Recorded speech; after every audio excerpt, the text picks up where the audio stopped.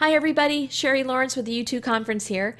And I'm here today to talk a little bit about I don't know, 537 page book that's coming out November 1st. It's a memoir by this Irish dude. And you might have heard of him. His name is Bono, and the book is called Surrender.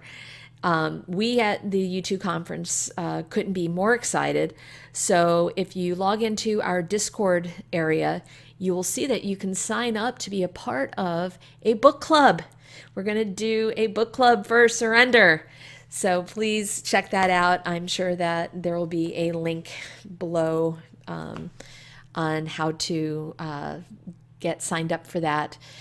You will need to have your book, so we do not supply the books, but we're going to do a guided study through this memoir filled with illustrations and handwritten stuff. That's probably why it's 537 pages. We also know that Bono can be quite loquacious.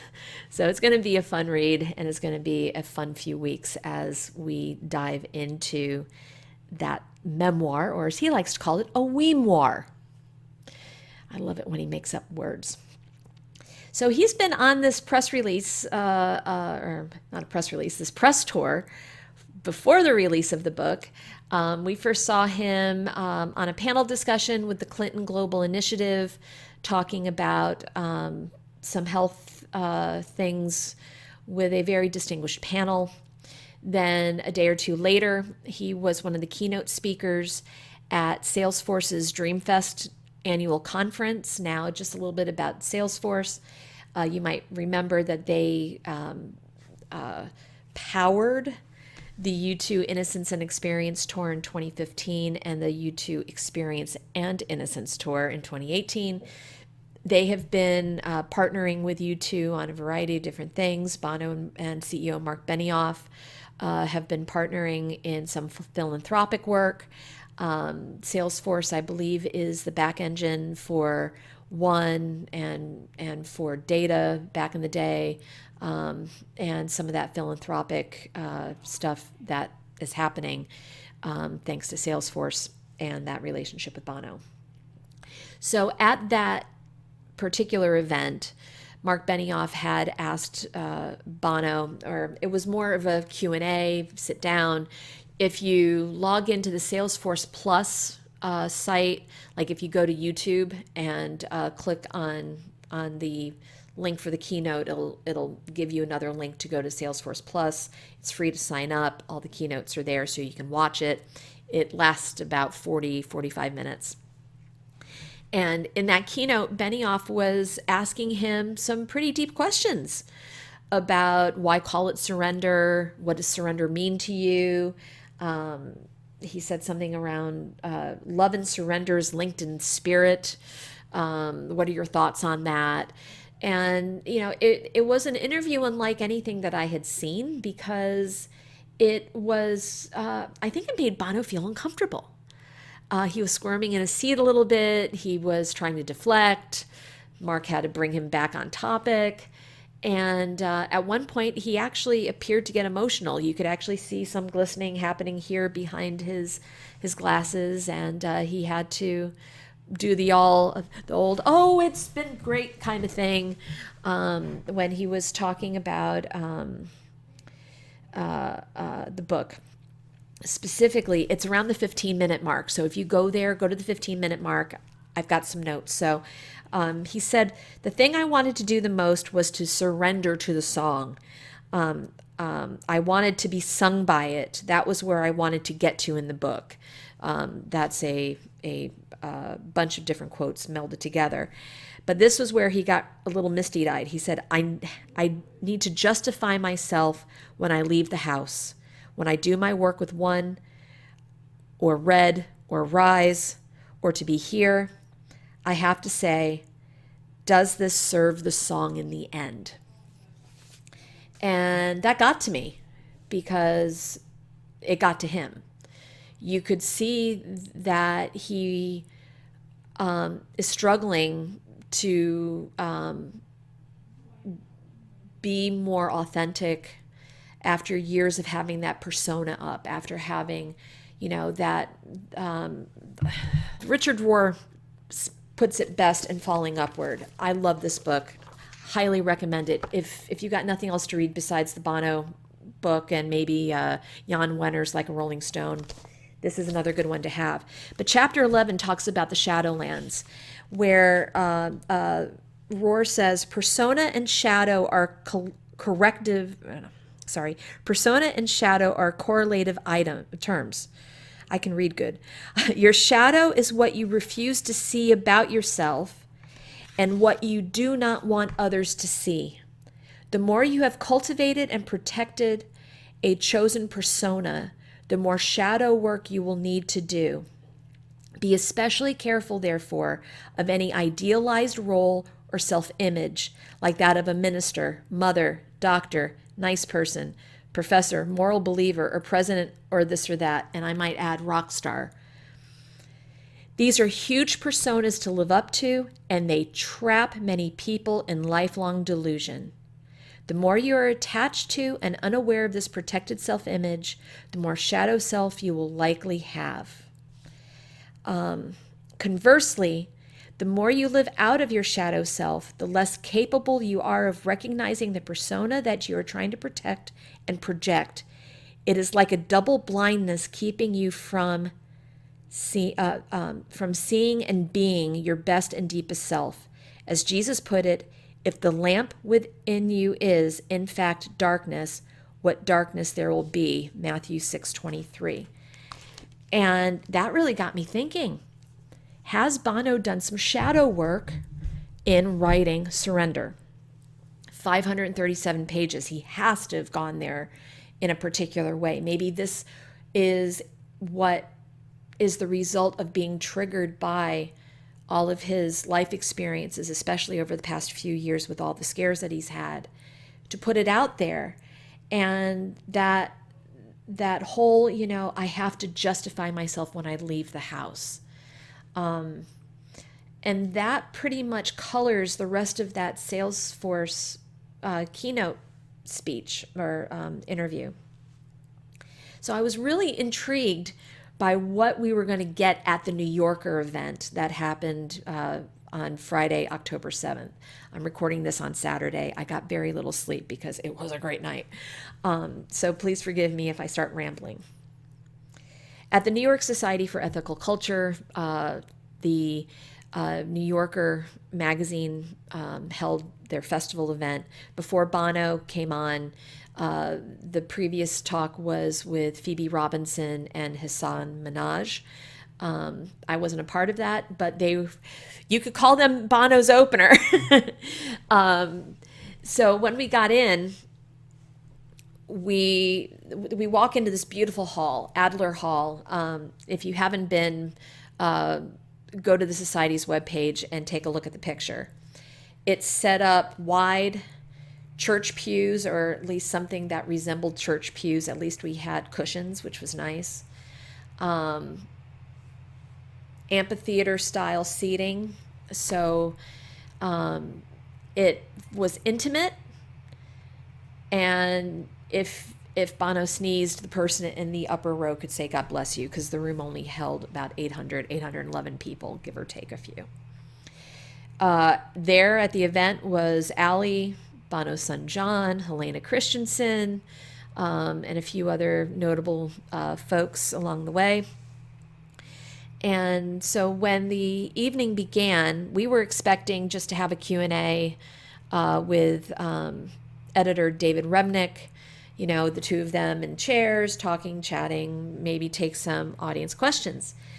But we were surprised in the first 15 minutes by what I can only describe as a taster, a preview, a rehearsal for the book tour. Because Bono came out with cellist Katie Ellis and with Jackknife Lee doing drums and keyboard, synth, computer stuff, and went right into Vertigo, dedicating it to Salman Rushdie. And the place just erupted. We couldn't, first of all, we couldn't believe that this was how the whole event was starting off. Second, it had been how long since we were all together in such a capacity. And third, we didn't know what to do. Do we stand? Do we sit? Do we stand sit? It was weird. So we all stood up, but then the intimacy of the performance, we started seeing people sitting down and sitting down and sitting down. And then you kind of felt the pressure. Maybe we should sit down because it's an intimate performance. He's singing in a hushed way and feeding off the cello, and while Jackknife's doing a more gentle version of drumming on the tom tom or whatever, and the right side of the brain and left side of the brain, the head and the heart, we were all confused because we didn't know what to do. We were just so excited. You had the breakdown of the fourth wall. He'd sing hello, hello. We'd all say hola. A place called Vertigo, Donde está? But we didn't know if that was the call and response that he was looking for, but it just naturally happened. But we were sitting. It felt weird. He comes out of Vertigo, starts talking about his early days with Allie, quotes Yeats's The Tower a little bit. Meanwhile, there's illustrations projected behind him. Looks like it's probably out of the book, with his handwriting, with his drawing, that go along with the storytelling. This was after they had just gotten married. He's feeling insecure about being a husband. Will I be able to provide for my wife? Is this the life that she wants? It's about what he feels that he has to give her, and if she'll accept his meager pebbles when she wants boulders. But he doesn't know what she wants, but they're just in love. It was awesome knowing Allie was there,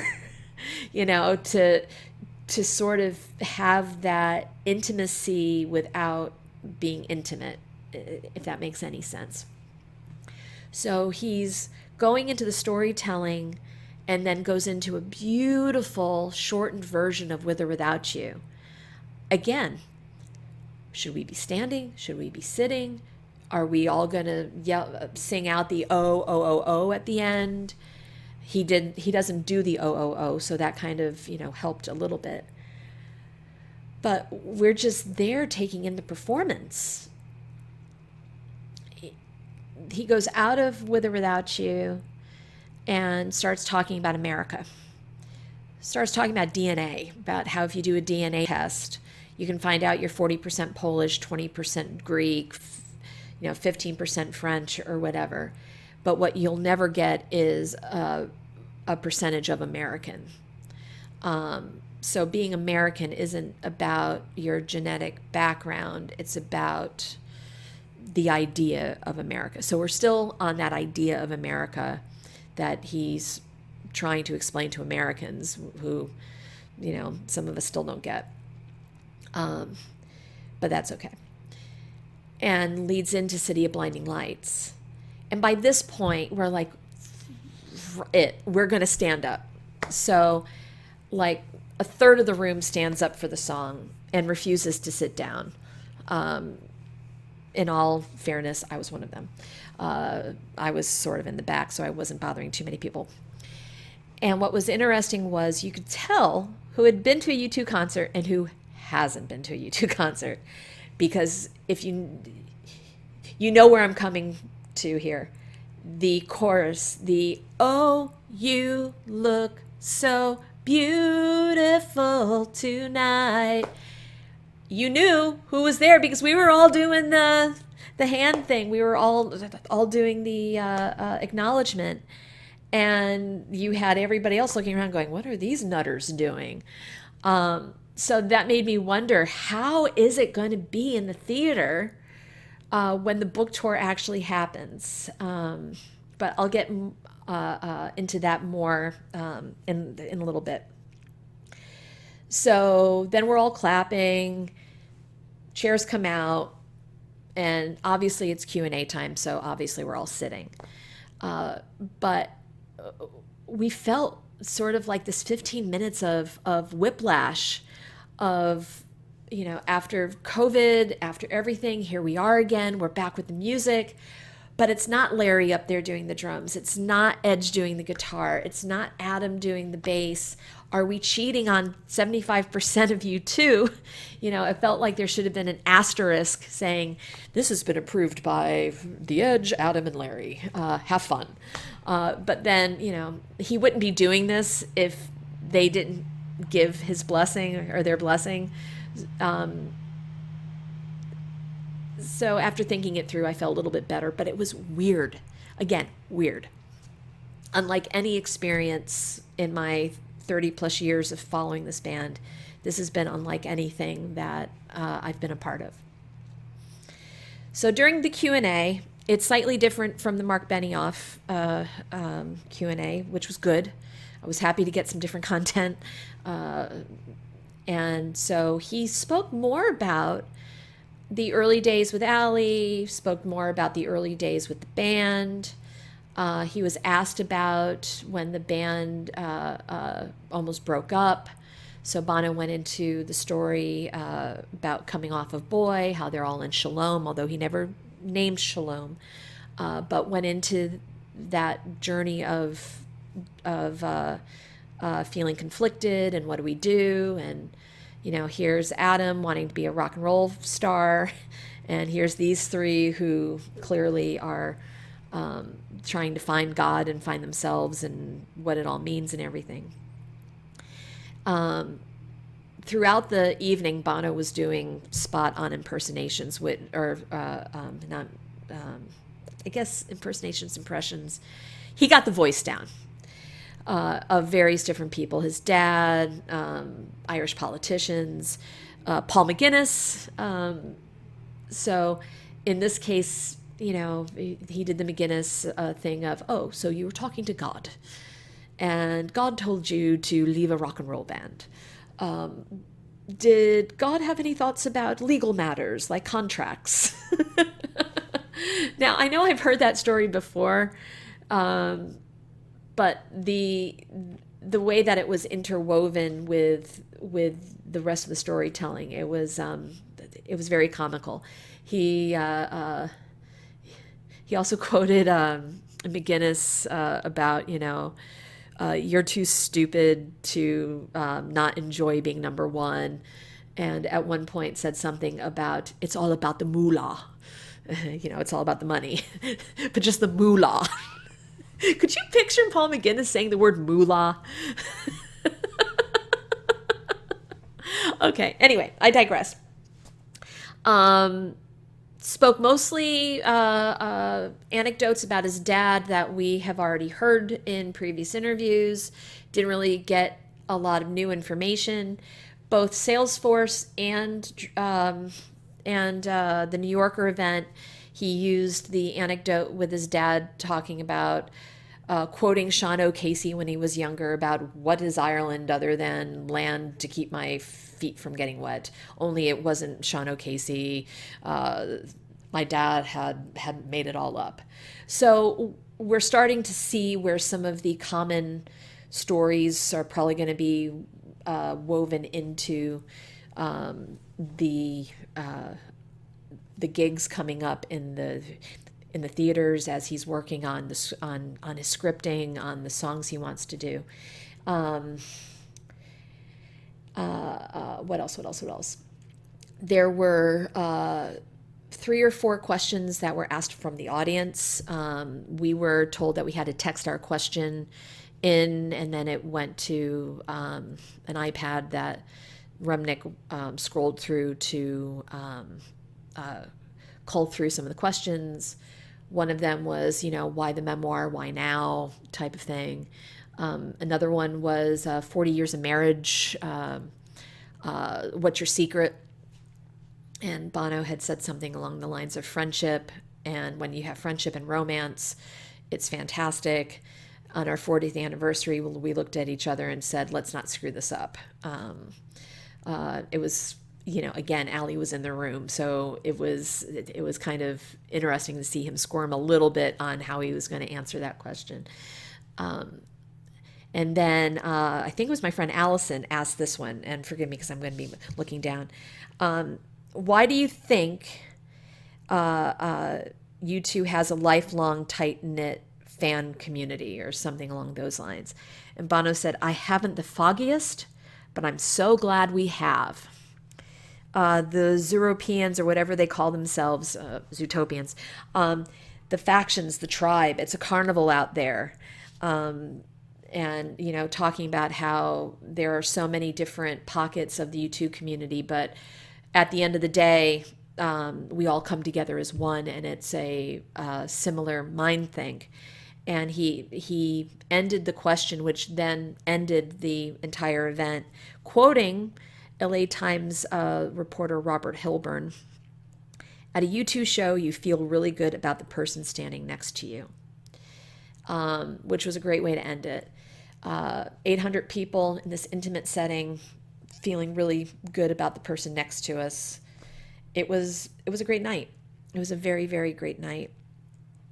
And I'm still absorbing it. I'm still processing it. It's not just the processing of the content, but again, it's the coming out of COVID. It's the seeing everybody that we haven't seen since pre-COVID. I didn't do any of the 2019 shows. So to see all the folks that I haven't seen since 2018, there were several of them there. It was emotional because we've been through a lot. In the venue, we all had to wear our face masks. In the venue, there were security forcing people to put their phones away. And I believe, I know for Dublin, they're using the Yonder bags, YONDR. I believe that we may be seeing something like that for the US dates. I know when I went to a Chris Rock show, we had to put our phones in a Yonder bag. So there would be no pictures, there would be no video, you can be in the moment. And I have to say, having the phone down, now, don't get me wrong, we were all trying to snap a picture here or there. You get one, security wasn't going to be like on you. But if you held your phone up for more than, say, 25 seconds, there was somebody there to grab it off of you. And again, I've been to comedy shows where there's security walking up and down the aisles looking for that. So I would envision something similar like that happening with this book tour. But some of the pictures that did come out were beautiful. They were great. But being able to put the phone down, be in the moment, be part of the experience, be part of the collective, it was wonderful. There were no Sharpies on hands because, there wasn't the need for it. The book tour, every seat is assigned. There will be no Sharpies. There will be no GA line. There will be none of that. So it's going to be a different vibe, a different experience. And these intimate shows that he is doing, and I can't remember if I said this or not, but Joe O'Herlihy is doing sound for all of them. So again, it wouldn't be a U2 thing without Joe O'Herlihy. Katie Ellis on cello, Jackknife Lee on drums and all that. There will be a guitarist. Don't know who that is at the moment. I've been told that there will be probably more than 3 songs, maybe 5, 6, 7, don't know. The way I'm envisioning this upcoming book thing, and I don't know how close I am to this or not. I think it's going to be a hybrid of, say, Springsteen on Broadway meets Billy Crystal's 700 Sundays. That's how I'm envisioning it. And if it's anywhere close to what those first 15 minutes, or if those first 15 minutes last night or Friday night was anywhere close to what we're going to get 90 minutes, maybe an hour 45. I don't know what the runtime is going to be for this. But it's going to be unlike anything that we have experienced before. And it's going to be very, very, very special. I really hope they're going to film this for Netflix or for something. I haven't heard if any of that's going to be happening. But due to the nature of this type of event, I really hope that more people can see it, because right now, 15 venues, 2,000 people, 2,500 people most. More fans are going to want to be a part of this, and that's going to be the only way that they're going to be able to be a part of it. So I'm hoping that they can open it up. For ticketing, there are no tickets. Everything's sold out. Not surprising. U2.com came through. If you were a paid member, you were given a code that allowed you for the pre-sale. No guarantee on tickets. It looked like the venues, about 40 to 50% of the tickets were for U2.com members for the pre-sale. Pre-sale was only open for 7 hours. Day of sale, or the general on sale, forget it. Forget it. What was disappointing, again, seeing the verified resale tickets up. And if you were to go online now, you're going to see all the verified resale. Not going to avoid it, but it's disappointing. To say the least. You could have filled the venue with all U2.com people and probably would have had a very small fraction of verified resale, unlike what you see right now. So that's probably the only thing about it. But I'm excited. This is a new chapter, literally and figuratively, where he's letting us in. And I'm excited to see how much of that shadow work, as Roar calls it, has been done in the book, and how much there still has to be done, and just how deep he goes in these shows, or if he keeps it more surface level with a little thing here and a little thing there. If how much he's going to let us in to the sound, and how much we're going to be on the outside of the gates of the Playboy Mansion, so to speak. So that's about it. Thank you for taking the time to hear my thoughts and to watch this video. And stay tuned. Don't forget, U2 Conference has a book club. Go to u2conference.com for more information, or log into Discord for the U2 Conference's Discord section and find out more.